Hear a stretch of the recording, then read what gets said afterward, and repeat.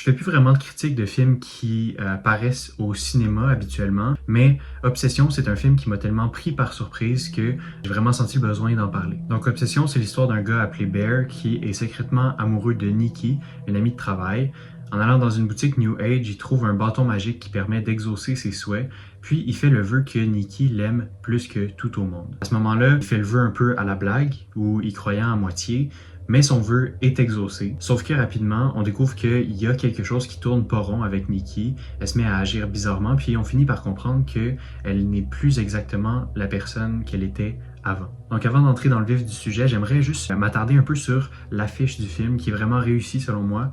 Puis ça c'est assez rare pour les films modernes. Donc de nos jours, les affiches mettent l'emphase beaucoup sur les acteurs, puis ils mettent en avant leur visage parce que c'est comme ça qu'on vend plus facilement le film. Donc on peut penser à toutes les affiches, par exemple Marvel ou de grands films à sensation là, avec les têtes flottantes, ce qui est comme devenu l'affiche par défaut aujourd'hui. Mais ici avec l'affiche d'Obsession, on a un petit peu plus de subtilité avec la scène déterminante en début de l'histoire qui annonce le ton du reste du film, qui permet vraiment d'englober un peu le concept ou la prémisse de l'histoire. Puis justement, en parlant de prémisse, la prémisse que je viens de vous résumer en quelque sorte, on va le dire, là, c'est une prémisse qui est assez prévisible. On peut tout de suite imaginer que Nikki devient folle puis que le film va virer au slasher, quelque chose comme ça, mais on finit par comprendre que l'obsession dont il est question, c'est celle que Bear a pour sa collègue de travail, puis pas l'inverse. Puis je pense que c'est ça qui fait que l'histoire, ou du moins la façon dont on développe la prémisse du film est ce qui le rend intéressant. Parce que si les premières scènes dépeignent Bear comme un gars bien,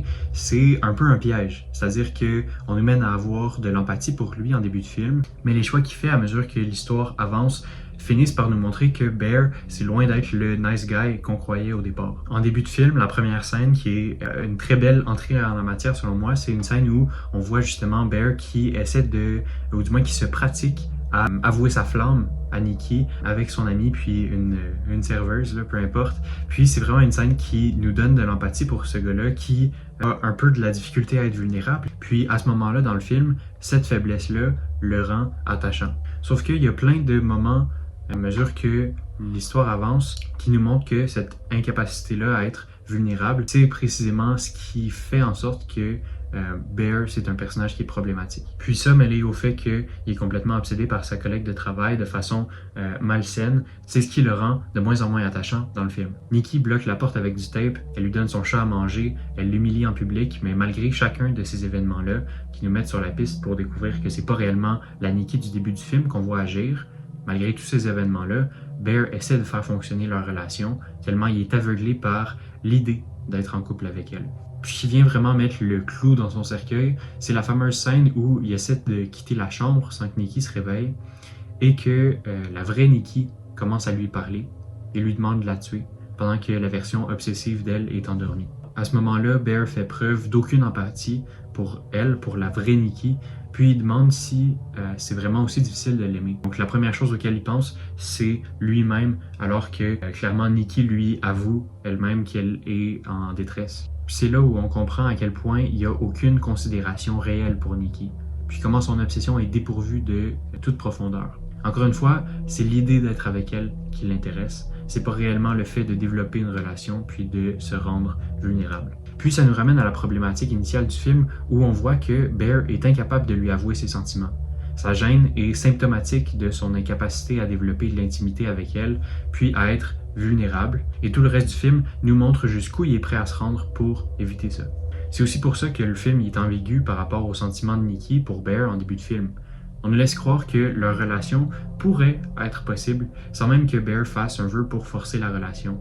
Puis si on le voit comme ça, on peut interpréter que Bear a fait un vœu seulement pour contourner son incapacité à être vulnérable, seulement pour contourner cette étape de la relation-là qui est incertaine et plus difficile. Donc vers le troisième acte, les rôles sont renversés, puis on se met à espérer que c'est Nikki qui s'en sort en fait.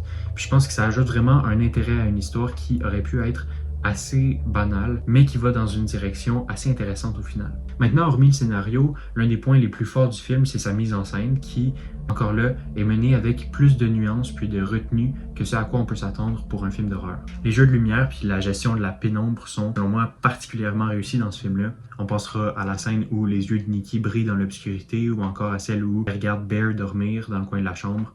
C'est des scènes pour lesquelles l'éclairage est vraiment un point important puis permet de communiquer beaucoup plus dans l'histoire que si on avait été en plein jour, par exemple. Ça joue aussi beaucoup dans notre perception de la scène finale, de la scène dans la voiture avec Sarah, ou même dans la boutique New Age. C'est plein de moments où, subconsciemment, la gestion de l'éclairage joue un rôle important sur notre interprétation du film. Puis il y a aussi un peu le même genre de retenue dans le rythme de l'histoire, puis la façon avec laquelle on nous dévoile la vérité sur Nikki, miette par miette. Mais je pense que ultimement, c'est la performance de Indy Navarrete dans le rôle de Nikki qui est le clou du spectacle, puis qui rend le film aussi marquant. Son imprévisibilité, puis le côté presque manichéen de ses réactions tiennent en équilibre sur la fine ligne entre l'horreur puis l'absurde.